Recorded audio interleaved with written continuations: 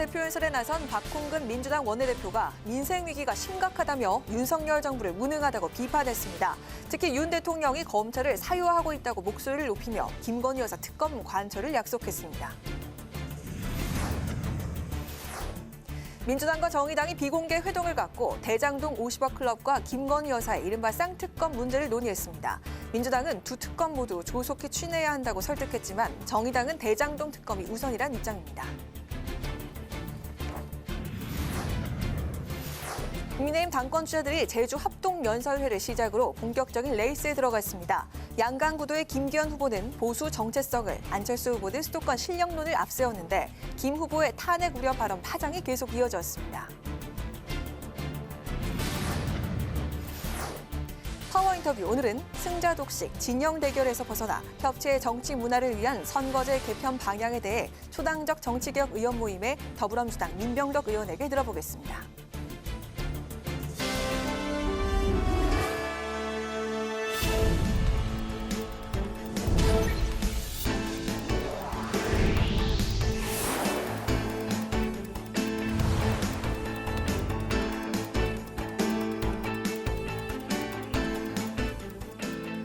여러분 안녕하십니까? 2월 13일 월요일 국회 라이브 6 시작하겠습니다. 국회가 오늘 본회의를 열고 박홍근 더불어민주당 원내대표의 교섭단체 대표연설을 들었습니다. 박 원내대표는 윤석열 정부를 향해 최악의 리더십, 최악의 무능 정권이라고 비판했는데요. 윤석열 대통령이 검찰권 사유화로 야당 탄압과 정치 보복을 하고 있다고 주장하면서 김건희 여사 특검을 반드시 관철시키겠다는 입장도 밝혔습니다. 임채영 기자가 보도합니다. 박홍근 더불어민주당 원내대표가 교섭단체 대표연설을 통해 윤석열 정부에 대한 강한 비판을 쏟아냈습니다. 새 정부 출범 이후 민생 경제와 외교 안보, 안전 인사에서 참사가 연이어 벌어지고 있는데도 정부는 무능과 무책임을 오만한 통치로 돌파하려 한다고 지적했습니다. 특히 난방비 폭탄 사태와 관련해 민주당인 7.2조 규모의 물가 지원금 지급을 제안했지만 야당 제안을 이유로 거부한 정부의 정략적 인식이 절망스럽다고 비난했습니다. 윤석열 정부의 첫 대응은 전 정부 탓이었습니다. 법인세 감면 등 초부자, 재벌 대기업 지원은 속도전을 방불케 하더니 민생과 직결된 문제는 근본적 대책이 없다고 말합니다. 박 원내대표는 야당 인사들에 대한 검찰의 전방위 수사를 지적하며 윤석열 대통령이 검찰권을 사유화하고 있다고 비판했습니다. 특히 곽상도 전 의원의 50억 뇌물수수 무죄 판결과 도이치모터스 주가 조작 1심 판결 등을 언급하고 김건희 여사 특검을 관철해 무너진 사법 정의를 바로잡겠다고 강조했습니다. 야당 유죄, 윤심 무죄인 윤석열 검찰에서는 정의 여신 디케이저 오는 완전히 망가져 버렸습니다. 검찰과 재판부, 대통령실이 삼위일체가려 김건희 고하기에 나섰습니다. 윤 대통령을 향해서는 국회를 부정하는 것은 의회주의를 포기하는 것이라면서 입법부인 국회를 존중하고 하루빨리 야당 지도부와 대화에 나서라고 촉구했습니다. 대선 경쟁에 불편한 상대였다는 해묵은 감정과 피의자로서 만날 수 없다는 검찰총장 같은 핑계는 모두 내려놓고 위기 극복을 위해 직접 협조를 구하는 손을 내밀어야 합니다. 박 원내대표는 에너지 기업의 초과 이윤에 횡재세를 부과하는 법안과 쌀 시장 격리를 의무화하는 양곡관리법 등 민생 입법 처리도 강조했습니다. 또 윤 대통령의 대북 강경론으로 남북 관계가 최악으로 치닫고 있다고 우려하는 한편 노동자와 노동조합을 적이 아닌 경제 위기 극복 동반자로 인식하고 이태원 참사 유가족이 요구하는 독립적 조사기구 설치에도 직접 나서달라고 윤 대통령에게 주문했습니다. 이 같은 박 원내대표의 발언에 국민의힘은 이재명 대표의 사법 리스크에 온 당이 매달려 이재명 독재를 하고 있는 것은 오히려 민주당이라며 과거의 시각으로 정부를 비판만 해서야 대한민국의 희망과 미래가 있겠느냐고 반문했습니다. 국회 방송 임천입니다. 더불어민주당이 대장동 사건과 김건희 여사 주가 조작 의혹을 다루는 쌍특검 추진을 밀어붙이고 있습니다. 특히 김건희 여사 특검 추진을 위해선 정의당과의 협상이 관건인데 정의당은 거리를 두는 모양새입니다. 국민의힘은 이재명 방탄용 생떼 특검이라고 비판했습니다. 김동희 기자입니다. 더불어민주당은 김건희 여사 주가 조작과 이른바 대장동 50억 클럽 이 두 가지 의혹에 대한 특별검사 제도를 관철하겠다는 의지를 강조했습니다. 특히 김건희 여사의 주가 조작 개입 의혹이 차고 넘치는데도 제대로 수사가 이루어지지 않았다고 비판하며 진실을 밝히기 위해 남은 건 특검뿐이라고 주장했습니다. 하지만 패스트트랙을 통해 특검을 도입하려면 정의당의 협조가 필수입니다. 본회의 통과를 위해선 재적의원 5분의 3 이상인 180표 이상의 찬성표가 필요한데 민주당 169석에 민주당 출신 무소속 의석을 더해도 의석수가 모자라 정의당 찬성표가 있어야 하기 때문입니다. 캐스팅 보트를 쥔 정의당은 1심에서 곽상도 전 의원 아들 50억 뇌물 무죄 판결이 나온 50억 클럽 사건은 진상규명을 위해 특검을 해야 한다는 입장이지만 김건희 여사 특검은 국민을 설득하기에 부족하다며 신중한 모습을 보였습니다. 50억 클럽 뇌물 사건을 무죄로 만든 검찰이 국민의 신뢰를 회복하겠다면 김건희 여사 도이치모터스 주가 조작 사건부터 철저하게 수사하기 바랍니다. 민주당과 정의당은 오늘 비공개로 만나 특검 추진을 논의했지만 소득은 없었습니다. 민주당은 정의당을 계속 설득해 나가겠다는 방침입니다. 김건희 여사 주가 조작 의혹 관련된 특검의 부분도 검찰 수사가 정말 기본이라도 기초라도 되었으면 저희가 이렇게까지 이야기할 필요가 없었겠죠. 정의당도 이 부분을 모를 거라 생각하지는 않습니다. 국민의힘은 이재명 대표 방탄용이란 주장을 재차 강조하며 협상 여지가 없다고 선을 그었습니다. 민주당 정권 시절에 얼마나 많이 파헤쳤습니까? 더구나 박범계 의원이 법무부 장관으로 있을 때 수사할 대로 해놓고 이제 와서 특검하자고 박범계 의원이 들고 있는 거 보니까 저는 참 웃음이 나왔습니다. 정진석 비대위원장도 SNS에 이판사판 특검이다, 생떼 특검이라고 비판했습니다. 이런 가운데 검찰은 곽상도 전 의원의 아들 50억 뇌물 무죄 판결에 불복하고 항소했습니다. 국회 방송 김동희입니다. 국민의힘이 오늘 제주에서 첫 3.8 전당대회 합동연설회를 개최했습니다. 당권 주자들은 자신이 적임자임을 강조하며 지지를 호소했는데요. 이런 가운데 김기현 후보의 이른바 탄핵 우려 발언을 놓고 후보들 간 공방이 이어졌습니다. 보도에 홍혜진 기자입니다. 국민의힘 3.8 전당대회가 오늘 제주 합동연설회를 시작으로 본선 레이스에 본격 돌입했습니다. 당권 주자들은 내년 총선 승리와 윤석열 정부 성공을 뒷받침할 적임자가 자신이라고 강조하는 한편 경쟁 후보를 향한 견제도 빼놓지 않았습니다. 당내 지도부에 불협화음이 생겨서 지지율이 폭락했죠.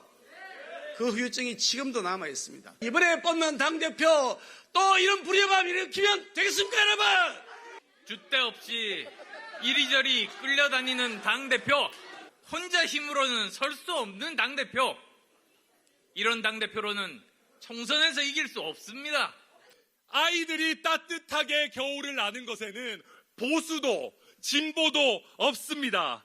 국민들이 비참한 선택을 하지 않아도 되게 하는 것, 그것이 천하람의 정치이고 정통 보수 정당을 만들어야 됩니다. 좌파 우파가 뒤섞여 있는 가짜 보수가 우리 안에 함께 있으면 우리가 뭘 할 수 있겠습니까? 이런 가운데 당권 주자들은 현재 권력과 미래 권력의 갈등으로 탄핵이 우려된다는 취지의 김 후보 발언을 놓고 설전을 이어갔습니다. 안 후보는 김 후보가 당을 분열의 늪으로 몰아넣고 있다며 거듭 사과를 촉구했고 천 후보는 당원들에게 얕은 수의 협박을 하는 것이라고 비난했습니다. 이에 김 후보는 현직 대통령에 대한 탄핵이 아니라 과거 사례를 언급한 것이라며 말을 왜곡해선 안 된다고 반박했습니다. 친윤계의 지지를 받고 있는 김 후보를 향해 안 후보와 천 후보가 집중 공세에 나선 것 아니냐는 분석이 나옵니다. 국민의힘은 내일은 부산으로 이동해 2차 합동연설회를 진행합니다. 국회방송 홍혜진입니다. 네, 기자 리포트를 통해서 국민의힘 전당대회 제주에서의 합동연설회 상황을 살펴봤는데 오늘 이슈 분석에서는 태윤영 기자와 함께 관련 뉴스를 좀 더 자세히 살펴보겠습니다. 태 기자 어서 오세요. 안녕하세요. 네, 당대표 김기현, 안철수 양강 체제가 이제 점점 뜨거운 신경전을 벌이고 있는데 오늘도 신경전이 아주 거셌네요. 맞습니다. 이 탄핵 공방은 김 후보의 발언으로부터 시작됐습니다. 네. 당대표 선거 결과 현재 권력과 미래 권력이 부딪히면 당이 깨지고 대통령 탄핵 사태까지 겪는다고 말하는 건데요. 안 후보는 여당 당대표 후보가 대통령 탄핵을 운운하는 게 말이 되냐며 사과를 요구했고 신경전은 오늘도 이어졌습니다. 김 후보는 사과 대신 오늘 아침 라디오 방송에서 미래 권력과 현재 권력이 부딪히면서 분당된 경험을 반면교사 삼아야 한다며 기존 입장을 철회하지 않았는데요. 안 후보는 김 후보가 연대 포용 탕평, 이른바 연포탕을 강조한 것과 배치된다면서 재차 사과를 촉구했습니다. 여기에 김영우 안철수 캠프 선거대책위원장은 당을 심각하게 분열시키는 행위라고 거들었습니다.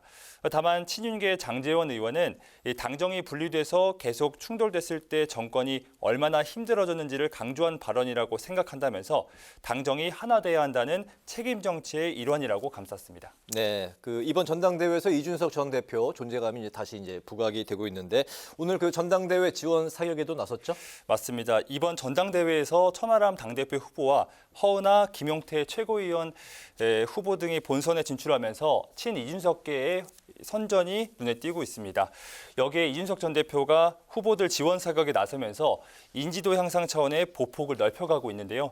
앞서 이준석계 후보들의 안무 연습 영상을 공개한 데 이어서 오늘은 전당대회 합동연설이 개최된 제주도를 직접 찾았습니다. 제주 4.3 관련 유가족 간담회에 참석하는 등 후보들과 오전 일정을 소화했는데요. 여기에 더해 이 전 대표는 김기현, 안철수 후보에 대한 견제도 이어가고 있습니다. 이 전 대표는 김 후보의 탄핵 발언과 관련해서 박근혜 전 대통령 탄핵 당시 앞장섰던 김 후보가 할 말은 아니라고 지적했고 이 말로만 개혁이라고 이 전 대표를 지적했던 안 후보를 겨냥해서는 이 바른미래당이나 새정치민주연합 시절 공천 문제로 당내 분란을 일으킨 사람 아니냐며 맞받았습니다. 네, 제주에서 이제 첫 합동 연설회가 아주 뜨거웠던 분위기 같은데 그 날씨는 아주 비가 많이 왔던 것 같네요. 네.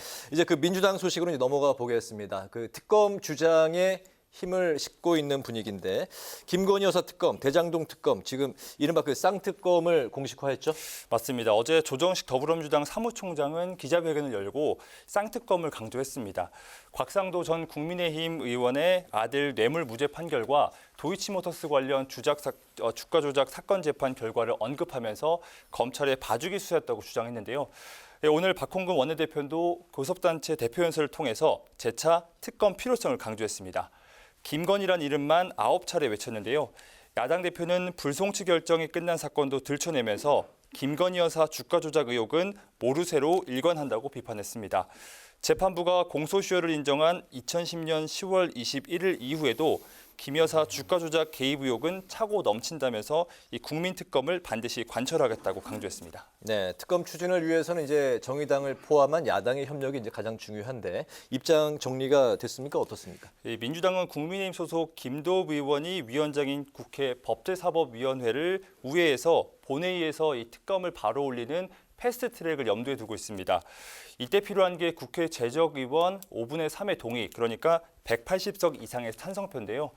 169석인 민주당에게는 무소속 의원과 정의당 6석 등 야권의 협조가 필수적입니다. 그런데 소수 야당의 입장은 좀 엇갈리고 있습니다. 먼저 정의당은 대장동 특검과 달리 김건희 여사 특검에 신중한 태도를 보이고 있는데요. 여기에 50억 클럽 의혹에 집중하자는 정의당과 그리고 대장동 개발 비리 의혹 전반을 다루자는 민주당이 온도차를 보이고 있어서 대장동 특검의 수사 범위도 조율이 필요해 보입니다. 조정훈 시대전환 의원은 김건희 여사 특검은 반대, 대신 대장동 특검은 이재명 대표의 사퇴를 전제로 동의하겠다는 조건부 찬성 입장입니다.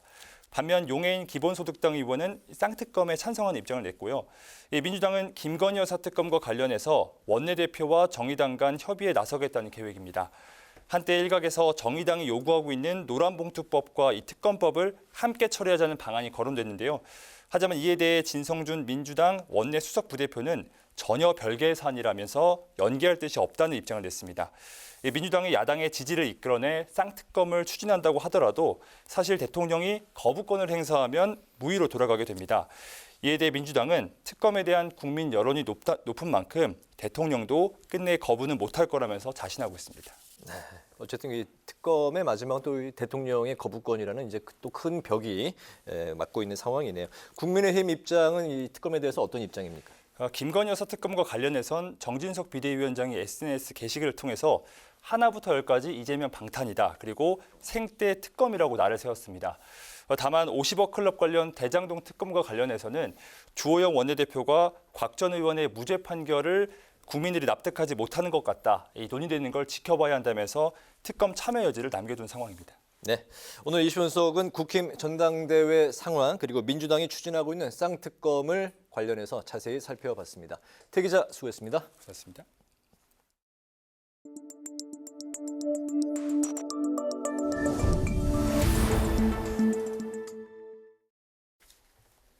국회의원 선거구 획정위원회가 오늘 선거구 획정안 마련을 위한 공청회를 열고 각계 전문가들의 의견을 청취했습니다. 전문가들은 한 목소리로 선거구 획정 법정 시한을 준수해야 한다고 강조했습니다. 보도에 강민지 기자입니다. 국회의원 선거구 획정위원회의 획정안 법정 제출 시한이 한 달도 남지 않은 상황에서 열린 전문가 공청회. 국회에서 선거제 개혁 논의로 지역구 정수에 대한 결정이 지연되면서 획정위는 전문가들의 의견을 먼저 수렴하기로 했습니다. 전문가들은 우선 선거구 획정 법정 시한 준수의 필요성을 강조했습니다. 선거구 획정 일정에 대한 불안정성은 유권자의 참정권 침해를 야기하는 만큼 선거법 논의와 별개로 획정안 초안이라도 마련할 수 있어야 한다는 겁니다. 획정이 초안이 나오는 시점은 조금 더 빠를 수도 있지 않나. 그렇게 함으로써 유권자와 정치 신인들 혹은 현역들에게도 예측 가능성을 좀 부여함으로써 다음 선거의 품질을 좀 올릴 수 있지 않을까 싶습니다. 선거구 획정 시 인구수에 따른 기계적 획정이 아닌 지역에 대한 이해나 정체성, 역사 등을 고려해야 한다는 목소리도 나왔습니다. 이를 위해 지역별 의견 수렴과 농어촌 지역 방문 등이 필요하며 농촌 지역에 한해 현행 2대1 인구 편차 기준을 완화하는 방안도 검토할 필요가 있다고 말했습니다. 지역 주민 공청회 이걸 반드시 좀 열어서 그 지역의 의견을 반드시 최종적인 결과에 반영하는 과정이 좀 필요하다고 생각합니다. 또 국민이 선거구 획정에 참여할 수 있도록 획정위 활동 정보를 투명하게 공개해야 한다고 촉구했습니다. 여야 추천 전문가들은 선거제 개혁과 획정위 권한에 대한 의견을 각각 제시했습니다.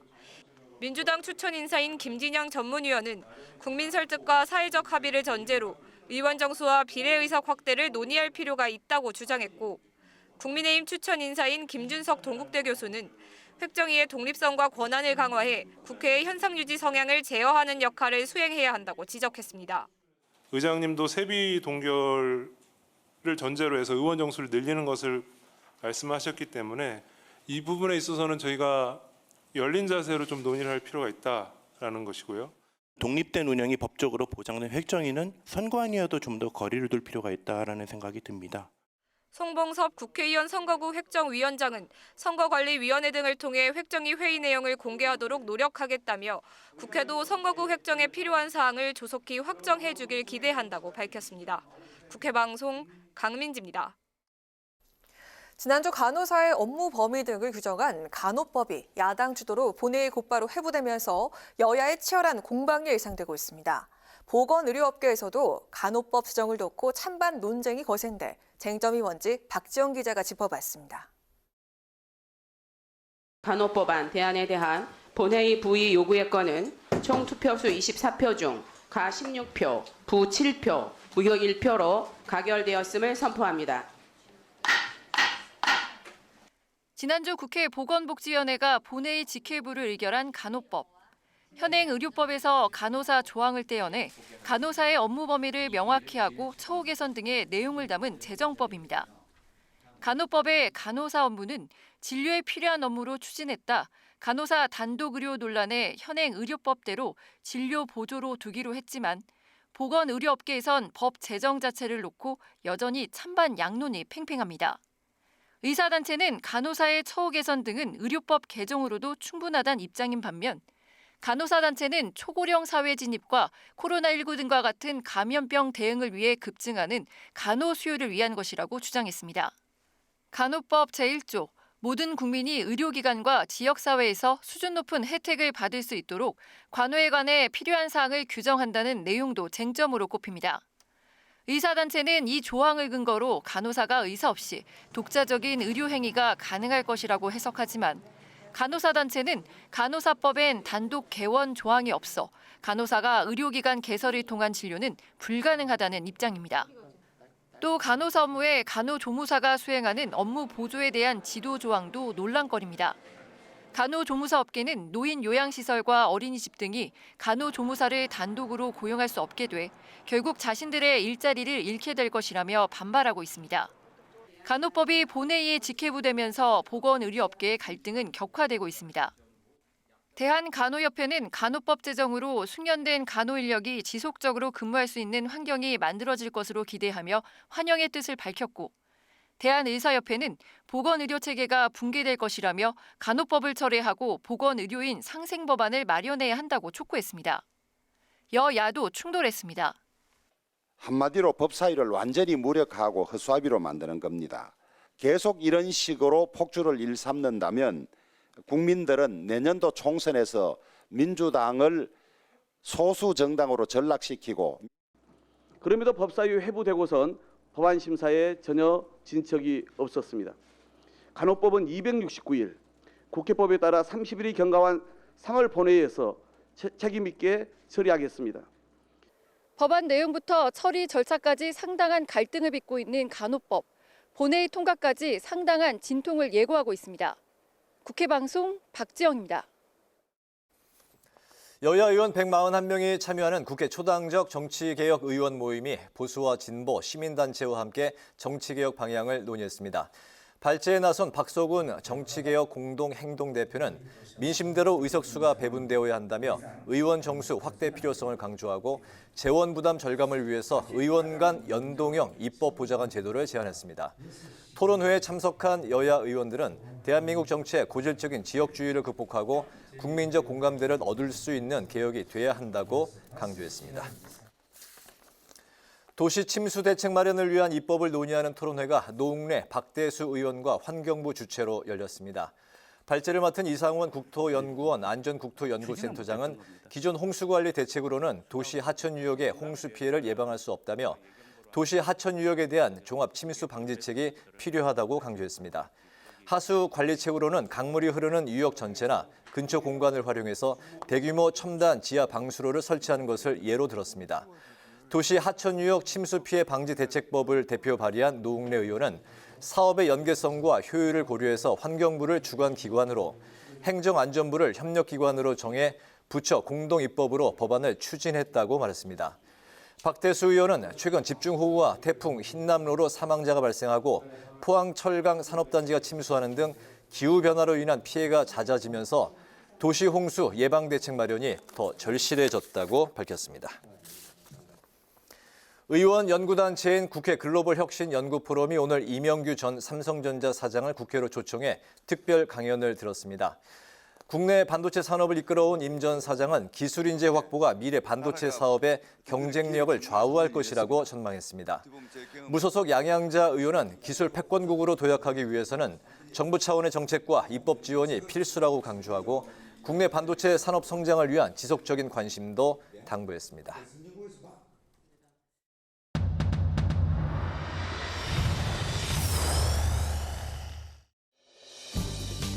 2월 13일 정치권의 뜨거운 말말말 강아랑의 정치톡 시작하겠습니다. 자, 오늘의 첫 번째 정치톡은 용해인과 조정훈입니다. 민주당이 2월 임시국회 내 대장동 의혹과 김건희 여사 주가 조작 의혹 특검을 패스트트랙으로 통과시키겠다며 예고한 상황이죠.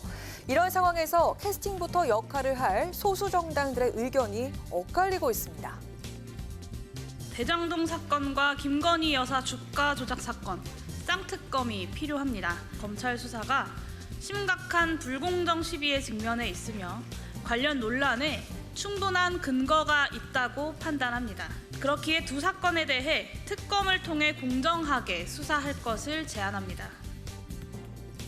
용해인 기본소득당 대표는 이재명 대표를 향한 검찰의 수사가 야당 탄압과 정적 제거라는 민주당 입장에 동의한다면서 쌍특검을 해야 한다고 주장했는데요. 또한 김건희 여사 특검에 유보적 입장을 취하고 있는 정의당을 향해서 압박하기도 했습니다. 반면 시대전환의 조정훈 의원은 김건희 여사 특검에 반대한다는 입장을 밝혔습니다.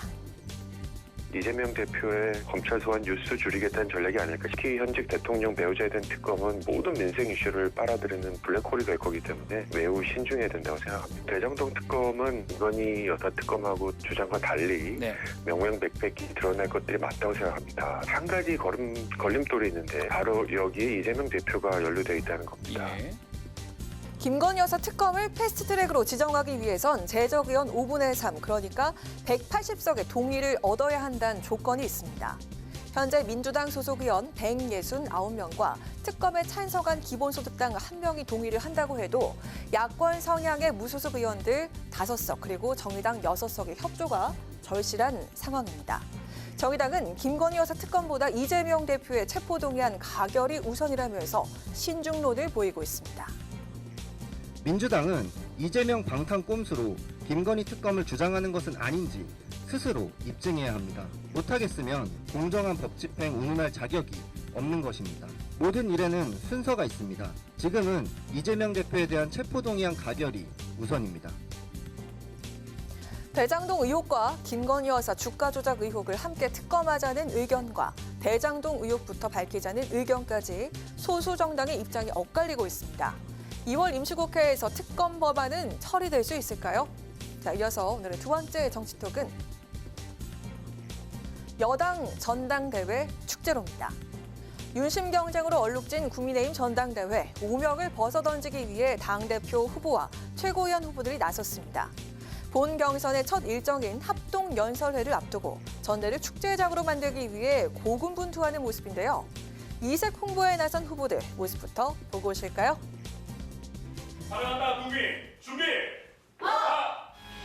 사랑한다 국민 사랑한다 나원 내 가슴 속에 영원히 가는 사랑이 열어라. 나는 국민을 사랑한다. 나는 강원을 사랑한다.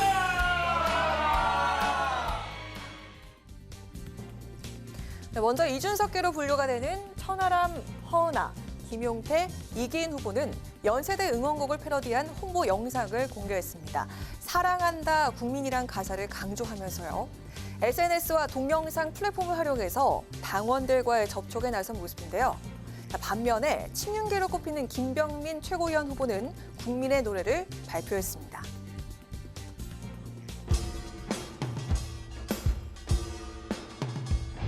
누구도 소외 없는 모두를 위한 기회 나라 국민의힘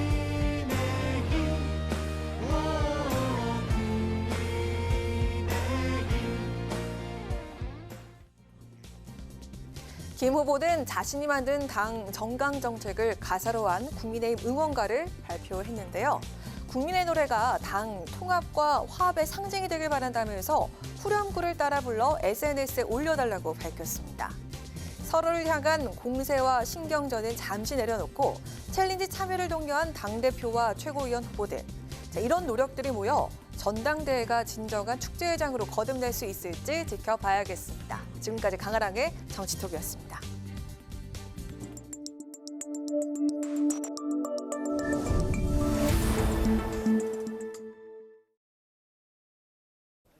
네, 출마 선언 7일 만에 컷오프를 통과한 천하람 바람이 과연 어디까지 갈 것인지 국민의힘 전당대회의 관전 포인트 중 하나인데요. 오늘 제주에서 첫 합동연설회를 마친 천하람 당대표 후보를 연결해서 직접 분위기 또 이야기를 나눠보도록 하겠습니다.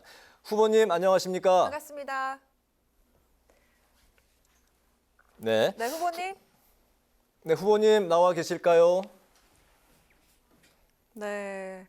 지금 전화 연결 상태가 좋지 않거나 지금 연결이 안 될 상황인 것 같은데요. 잠시 후에 다시 저희가 전화 연결해 보도록 하겠습니다. 그럼 먼저 파워 인터뷰부터 진행해 보도록 하겠습니다. 네. 네, 오늘 국회에서는 초당적 정치개혁 의원 모임과 시민단체가 함께하는 정치개혁 간담회가 열렸는데요. 진영을 떠나서 새로운 정치 문화를 만들어낼 수 있을 것인지 초당적 정치개혁 의원 모임에 더불어민주당 민병덕 의원을 모시고 말씀을 들어보겠습니다. 의원님 반갑습니다. 어서 오십시오. 반갑습니다. 네. 저희 이제 뉴스 프로그램에는 처음 출연이시죠? 뭐 그런가요?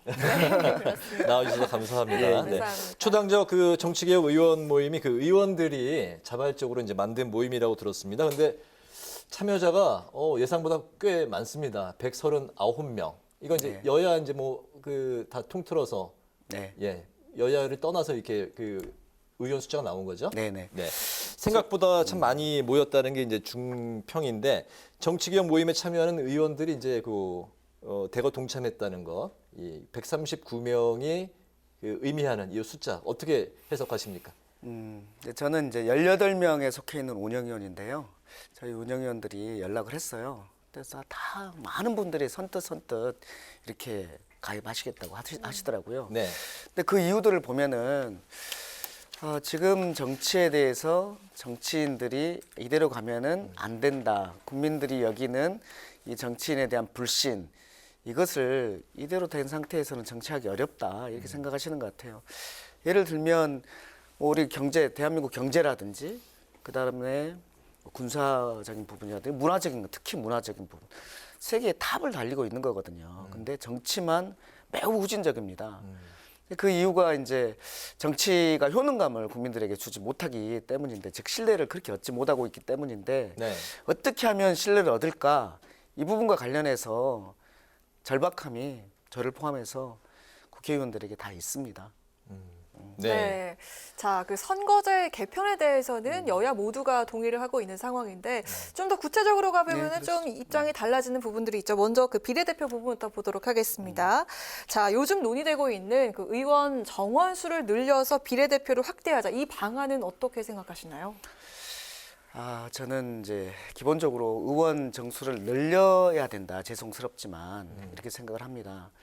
왜냐하면은 저희가 비례대표를 두는 이유는 이제 부문별 전문성, 전문성이 필요하고, 그리고 이제 사회의 이런 소수 집단들도 대표돼야 되는 거잖아요. 네. 그러니까 대표돼야 되고 전문성이 있어야 되고, 그리고 지역도 좀 대표돼야 되고, 또 하나는 비례성이, 즉 비례성이라고 하면 그 비례성과는 좀 다른데 득표한 대로 의석수가 돼야 되는데 그렇게 되지 않고 있잖아요. 사표가 많이 나오고 있기 때문에. 예를 들면 지금 그러니까 여당과 그리고 야당인 민주당, 이 두 양당이 283석이에요. 그런데 득표율은 60% 정도밖에 안 되거든요. 네. 근데 290% 정도의 의석을 차지하고 있는 거죠. 이게 국민들 입장에서는 맞지 않는 거죠. 그 비례성을 높이기 위해서는 실은 비례대표가 늘려야 되는데, 근데 비례대표를 늘리려면 지역구를 줄이거나 아니면은 지역구를 그대로 둔 상태에서는 그 정수를 늘리는 수밖에 없잖아요. 네. 근데 지역구를 줄이려고 하면 문제가 이제 의원들의 반대도 심하지만은 또 하나는 저희가 지금 도시와 농촌 지역구에 문제가 있는 거잖아요. 농촌 지역구는 3개, 4개 군이 하나인 상태예요. 근데 이것을 지역구를 줄인다고 하면 어떻게 되겠어요? 6개, 7개, 8개 이렇게 군이 하나의 그 이제 선거구가 된다면은 이거는 이제 지역 소멸에 대응할 수가 없는 것이 되거든요. 그래서 저도 이제 국민들에게 매우 죄송스럽지만 국민의 불신을 받고 있기 때문에, 효능감이 없기 때문에 늘리는 거에 대해서 매우 싫어하시지만 저는 현실적으로는 늘려야 된다. 그리고 우리나라 경제 상황이라든지 다른 나라와 비교했을 때 저희가 매우 적은 거거든요. 그렇기 때문에 의원 수를 늘려서라도 이것을 해야 된다고 보고 국민들에게 잘 설명해야 될 부분이라고 저는 봅니다. 네, 저희 이제 그 뉴스에 출연하셨던 이제 어떤 모 의원님께서는 반대로 예전에는 이제 전문성이 좀 떨어지는 이제 그런 이제 지역구 의원도 있었지만 이제는 거의 다 전문성을 이제 확보한 상황이기 때문에 비례대표는 이제 좀 필요가 없다라고 이제 언급하신 분도 계시기 때문에 이게 또 앞으로 쉽지는 또 않은 부분일 수 있을 것 같습니다. 숫자를 줄이는 것과 관련해서 그거는 국회의원이 불신을 받기 때문에 숫자를 줄이는 건데, 실은 정치적 효능감, 나를 대표하는 국회의원이 나를 대표해서 의정활동을 해주는 이게 있다면은 실은 그런 사람이 있어야 되거든요. 그게 있다면은 더 늘어야 되는 겁니다. 더 느는 것이 실은 특권을 줄이는 것이긴 합니다. 알겠습니다. 예. 국민의 대표성을 확대하기 위해서 비례대표를 늘려야 된다라는 네. 게 이제 의원님의 입장이신 건데, 뭐 어쨌든 그 국민 여론 때문에 그 또 벽에 부딪힐 매우 수 있는 조심스러운 부분이긴 그런 합니다. 매우 그 민감하고 네, 조심스러운 부분이 있죠. 그 이제 방금 말씀하셨던 게 이제 또 선거구제 개편과 관련해서 말씀을 또 하신 부분이 있는데, 올해 그 정치권의 이제 최대 화두가 또 선거구제 개편이 아니겠습니까? 정치개혁과 이제 일맥상통하는 부분인데, 중대 선거구제 문제로 이제 넘어가서 말씀을 드리면, 이게 중선거구냐 아니면 이제 또 대선거구냐, 그렇다면 우리 동네, 우리 그 지역에는 또 이게 어떤 영향을 미치고 나한테는 또 이게 어떻게 선택을 해야 될지 여러 가지 이게 복잡한 이 셈법이 또 필요할 것 같습니다. 중대 선거구제 도입, 의원님께서는 어떤 의견을 갖고 계실까요? 저는 시도해 볼 만하다라고 생각을 합니다. 네. 근데 여기에서는 중선거구하고 대선거구를 좀 나눠야 돼요. 중선거구는 우리가 과거에 해봤고, 그다음에 예를 들어서 지금 기초의회에서 중선거구를 하고 있습니다. 네. 2명 내지 3명, 4명까지도 뽑고 있는데 네. 여기서 보면은 결국 거기에서 양당제가 부식되지 않고 있거든요. 결국은 나눠먹기가 되고, 오히려 제3당이 후보를 안 내면은 무투표 당선되는 경우가 허다합니다. 네. 오히려 그래 중선거구는 오히려 바람직하지 않다. 하려면은 대선거구를 하는 게 저는 더 낫겠다 이렇게 생각을 합니다. 대선거구를 하게 되면은 한 당에서 대선거구에 여러 명 후보를 내잖아요. 포트폴리오를 짜서 낼 거거든요. 네. 이것은 오히려 그 다양성을 더 줄 수 있는 그런 효과가 있어서 대선거구는 우리가 시도해 볼 만하다 이렇게 생각을 하고 있습니다. 네네. 네, 정치 개혁 얘기를 좀 해보겠습니다. 논의에 좀 불이 붙긴 했지만 이번에도 좀 용두사미로 끝나지 않을까 하는 의구심이 좀 드는데요. 아무래도 그 현 의원들의 그 기득권 포기가 어렵지 않을까 하는 그런 생각 때문입니다. 이게 사실상 또 가장 큰 장벽이기도 하죠. 이런 얘기가 있습니다. 헌법 개헌보다도 어렵다는 그 선거제 개편. 이게 4월 10일까지 가능할까요? 어떻게 보십니까? 2달 남았네요. 제가 네. 최선을 다해야 된다고 봅니다. 네. 예, 그 말씀밖에 못 드리겠는데 최선을 다해야 된다. 그러니까 내선거구의 문제가 분명히 있을 것인데 그 고민이 안 될 수는 없겠지만, 저희가 정치하는 이유는 사회적 갈등을 정치 속에서 해결해 보려고 정치를 하는 거잖아요. 그러려면은 이 선거구제를 통해서 이 갈등이 해소되는 정치 개혁이 돼야 되거든요. 국회 구성이 돼야 되거든요. 그러려면 조금 자기를 내려놓고 해야 된다고 보고, 그리고 우리 의장님 같은 경우도 전원위원회라든지 이런 방식으로 굉장히 드라이브를 걸고 네. 계세요. 엄청난 의지를 가지고 계시고, 네. 그다음에 우리 초당적이라는 게 핵심입니다. 초당적 이 정치 개혁 모임을 통해서 최선을 다하고 있습니다. 저희가 반드시 법을 지켜보려고 하겠습니다. 자, 그러면 그 최소한의 마지노선으로 이것만큼은 바꿨으면 한다 하는 게 있을까요? 네, 저는 이제 대선거구도 저희가 시도해 볼 만한 그런 것이다라고 보지만은, 이러저런 어려움이 만약에 있다면 저는 지금의 소선거구제 아닙니까? 소선거구제인 상태에서 권역별 비례를 도입하는 방식, 이것이 저는 최소한으로 우리가 얻어내야 될 부분이라고 생각을 합니다. 이 권역별 비례에서도 특히 개방령, 그러니까 비례대표를 뽑을 때 정당이 정한 대로 뽑는 것이, 정한 순서대로 뽑는 것이 폐쇄형이고, 유권자가 그 순위를 선택할 수 있는 게 개방령인데, 그러면은 비례대표도 유권자가 내가 뽑을 수 있다라는 효능감이 생기는 거거든요. 그래서 개방령을 한다면, 저는 권역별 개방령을 한다면, 그러면 지역주의도 타파하고 유권자들의 정치적 효능감도 더 생기고 이럴 수 있지 않을까 이런 생각이 듭니다. 그렇군요. 굉장히 많은 고민을 하고 네, 고민이 계신 많습니다. 것 같습니다. 말씀만 들어도. 질문이 있습니다. 그 선거의 주인은 정치권에 있는 분들인가요? 아니면 국민입니까? 국민이시죠. 유권자인 국민인 거죠. 그렇죠. 네. 근데 이게 선거법 개정이 결국에는 이제 그 국민들보다는 이제 국회의원들, 정치인들끼리 이제 모여서 결정하고, 또 개혁안은 또 여야 이제 그 협상 과정에서 이게 다시 뒤집어지고, 또 마지막 선거를 앞두고서는 지난번처럼 또 위성 정당에 출연하고, 국민들의 이제 그 정치권을 믿고 신뢰를 해야 되는데 그 정반대 상황들이 많이 연출이 됐습니다. 네. 국민들이 정치인들을 믿고 맡기고 하려면 좀 어떻게 해야 될까요? 위성정당 관련해서는 아주 좀 낯뜨거울 정도로 창피한 부분이고요. 제가 보기에 그 국민들의 의사를 어떻게 받들 것인가가 핵심이라고 보거든요. 네. 그러니까 국민들의 의사를 받드는 방식이 뭐 공론 조사를 하는 방식이 있고 또는 공론위원회라는 방식을 통해서 거기에 의사를 받는 방식도 있고 이렇게 있을 거라고 봅니다. 오늘 시민단체와의 관계에서는 발제자분이 이렇게 얘기하시더라고요. 일단 좀 들어라. 경청해라 좀. 너희는 얘기를 좀 그만해라. 경청해라. 그리고 우리가 공론화위원회를 꾸려서 한번 해볼 테니까 거기에 대해서 정말 큰 권한을 달라. 이렇게 말씀하시더라고요. 저는 공론화위원회든 공론조사든 국민들의 의견들을 많이 들어야 되는데 그분과 관련해서 다소 걱정스러운 부분은 의원 정수 확대와 관련해서는 저는 최대한 설득을 좀 해봐야 한다고 생각을 합니다. 정치의 효능감을 주기 위해서는 의원 정수가 좀 확대될 필요가 반드시 있기 때문입니다. 네. 의사를 듣되 설득도 좀 해보겠다 이 말씀입니다. 네, 알겠습니다. 자, 이렇게 한쪽에서는 그 정치 개혁을 위해서 여야가 그 여야를 초월해서 머리를 맞대고 있지만 그 2월 임시국회는 그 여야 대치가 아주 심화되고 있는 그런 모습인데요. 이상민 장관 탄핵 그리고 김건희 여사 특검 대 이재명 대표 방탄의 대결 출구를 좀 찾긴 어려워 보입니다. 어떻게 보십니까?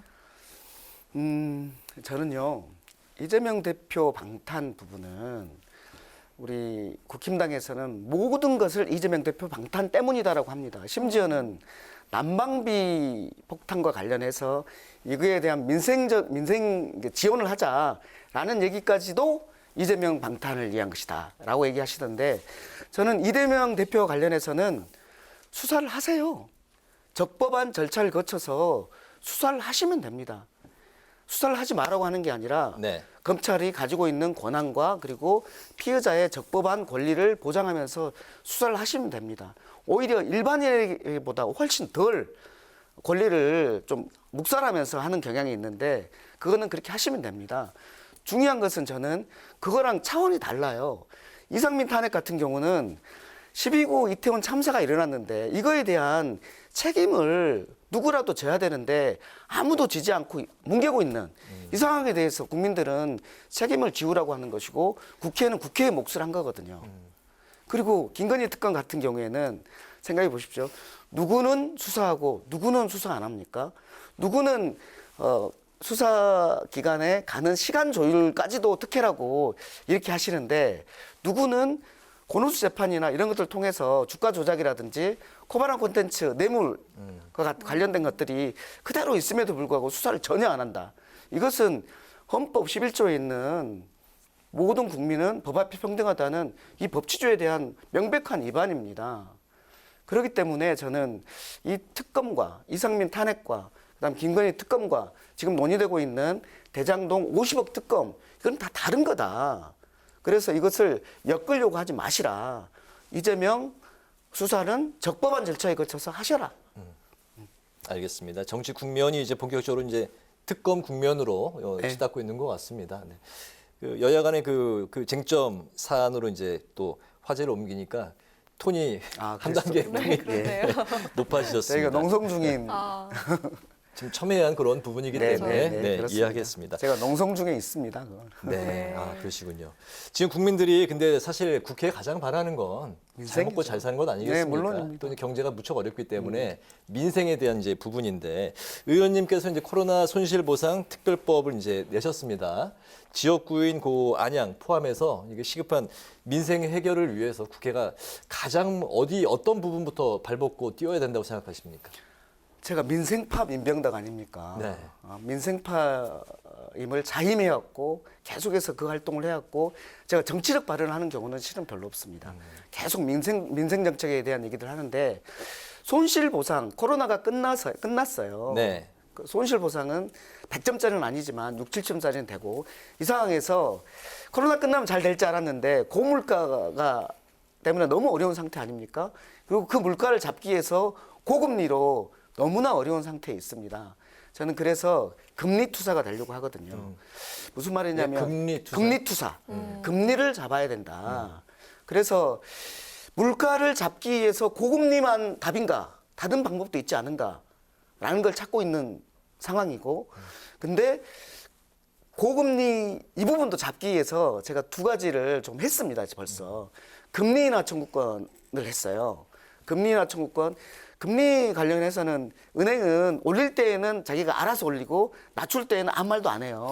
그래서 금리 낮추는 것과 관련해서 정보 제공을 우리한테 정확히 해달라라는 부분을 하는 거고, 두 번째는 그 금리를 낮추는 핵심적인 것인데 은행이 자기가 내야 될 세금, 자기가 내야 될 보험료를 대출 이자 속에 녹여서 냈단 말이에요. 네. 그것을 지난 제가 국감 때 다 끄집어냈어요. 그래서 이것은 대출자가 보험입니까? 대출 이자 속에 이게 들어가면 안 됩니다. 은행이 내야 될 이런 것들 왜 여기 들어갑니까? 해가지고 지금 발라내고 있는 상황이거든요. 그러니까 이런 부분들 금리 투사의 역할들을 나는 하겠다라고 하고 있는 것이고, 물가를 잡는 것과 관련해서 저는 요즘 이런 모임들도 하고 있습니다.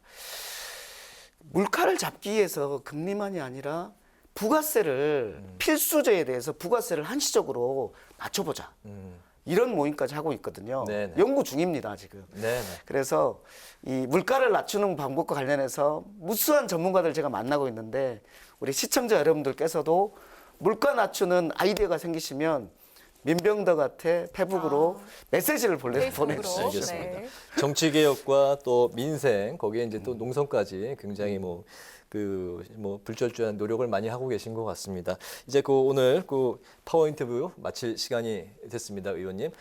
국회 라이브 6 파워 인터뷰, 오늘은 선거제 개편 등 초당적 정치 개혁 방향과 현안에 관해서 더불어민주당 민병덕 의원의 이야기를 들어봤습니다. 오늘 말씀 잘 들었습니다. 감사합니다. 네, 고맙습니다. 네, 수고하셨습니다. 네.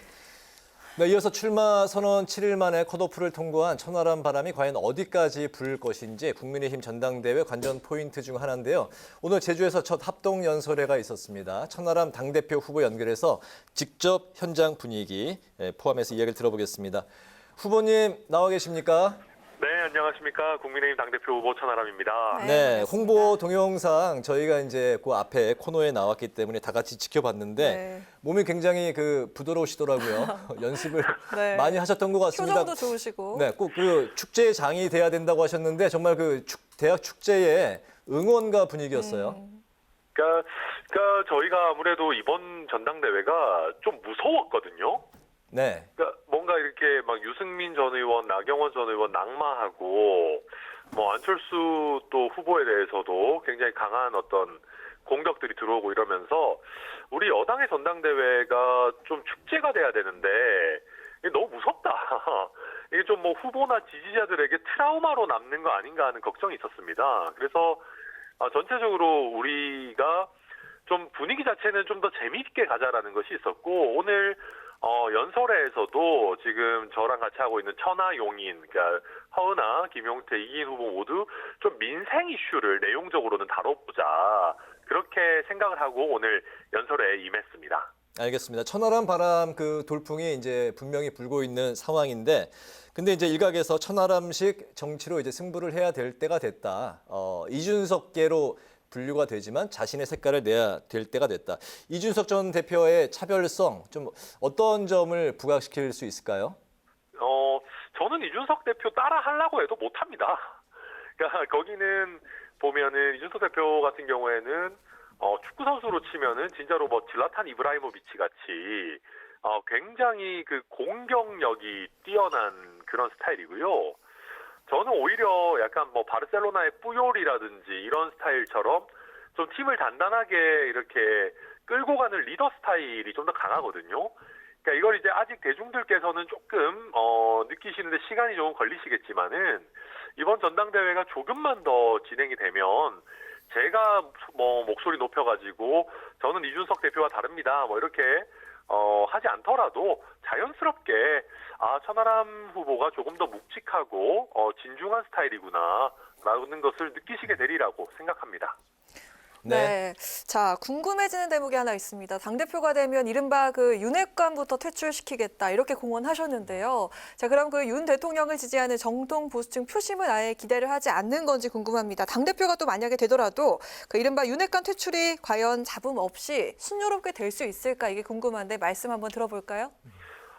지금 저희 전통 보수층이 어찌 보면 더 난립니다. 무슨 말씀이냐면은 저희 대통령을 사랑하고 또 지지하는 분들 중에서 왜 이렇게 지금 대통령 옆에 싸고 돌면서 본인들이 권력을 행사하려고 하냐, 왜 호가호위하면서 또 권력 줄 세우기 하려고 하냐라는 비판이 굉장히 많습니다. 그래서 저는 오히려 제가 6070에 약간 이제 그 연배가 있으신 지지층이나 TK에서도 얘기를 들어보면 우리 정부가 성공하기를 바라지만은 만약에 지금 이대로 가가지고 또 측근들이 개파 정치를 부활시키고 하면 실패할 수밖에 없다. 오히려 천하람 후보가 더 젊은 패기로 윤핵관들을 더 강하게 비판해줘라라는 얘기들을 전통 보수층에서 하시거든요. 그래서 저는 선명한 개혁성 그리고 우리 당의 문제를 정확하게 짚어낸다면은 오히려 전통 보수층에서도 폭넓은 지지를 받을 수 있다 믿고 있습니다. 네. 지금 당대표 후보 중에서 가장 젊으시죠? 네, 뭐 젊긴 한데 벌써 제가 애가 8살이고 학부형이 될 제가 마인드가 약간 좀 애늙은이 같은 면이 있어가지고 예. 뭐 젊다는 것을 구태여 강조하고 있지는 않습니다. 다만 알겠습니다. 아무래도 제가 젊기 때문에 조금 더 당의 문제점들을 좀 더 패기 있게 말씀드릴 수 있는 것 아닌가 생각합니다. 제가 그 말씀을 드린 이유는 어쨌든 이제 개혁적인 면에서는 이제 그 점수가 굉장히 이제 높으신데 과연 당 대표가 된 다음에는 당을 안정적으로 이끌 수 있을지, 그리고 이제 총선에서는 이제 그 중도와 수도권 확장성이 이제 관건 아니겠습니까? 이 부분을 잘 이끌어낼 수 있을지 아직 검증이 좀 필요하다 이런 이제 의견도 있습니다. 이 부분에 대한 말씀과 마지막으로 완주시 몇 위로 끝내실 것 같은지 그 말씀도 한번 들어볼까요? 네, 그러니까 저도 상대적으로 제가 뭐 어떤 대선 후보급 인지도가 있다거나 정치 경력이 아주 길거나 하지 않기 때문에 네. 저에 대해서 또 의구심이라든지 이런 부분이 있으실 수 있다는 거 뭐 충분히 이해합니다. 그렇지만은 저는 당을 조금 더 안정적으로 이끌기 위해서 세력화를 시도할 생각입니다. 이번에 지난번에 사실 이준석 지도부가 많이 흔들렸던 것은 이준석 대표는 거의 혼자서 그 모든 것을 돌파해내는 스타일이었습니다. 근데 저 같은 경우에는 거기와 다르게 이번에 선거 자체도 다른 최고위원 후보들과 팀으로 뛰고 있고요. 이 최고위원 후보들과 함께 당선이 된다면은 최고위원회 자체도 굉장히 안정적으로 운영할 수 있게 됩니다. 또 나아가서는 지금 원내에 있는 많은 의원들도 저랑은 또 관계가 원만하고 뭐 좀 표현이 그렇습니다만은 대놓고는 못 도와주지만 꼭 잘 됐으면 좋겠다라고 하시는 분들이 적지 않거든요. 이런 부분들 본다면 저는 충분히 리더십을 발휘할 수가 있고 또 당연한 얘기지만 결승점을 통과할 때는 1위로 통과하기를 바라고 만약에 이제 3월 8일에 결승이 어떤 끝이 나지 않는다면은 결선 투표에서 반드시 제가 승리하도록 하겠다 생각하고 있습니다. 네, 앞으로 남은 여정 잘 지켜보도록 하겠습니다. 아유, 감사합니다. 열심히 하겠습니다. 네, 오늘 말씀 여기까지 듣겠습니다. 지금까지 천하람 국민의힘 당대표 후보와 이야기 나눠봤습니다. 네, 그 새로운 타이틀과 내용으로 첫 선을 보인 저희 국회 라이브 6 오늘 첫 번째 시간이었는데요. 저희가 준비한 건 모두 여기까지 이제 마치도록 하겠습니다. 지금까지 시청해 주신 여러분 고맙습니다.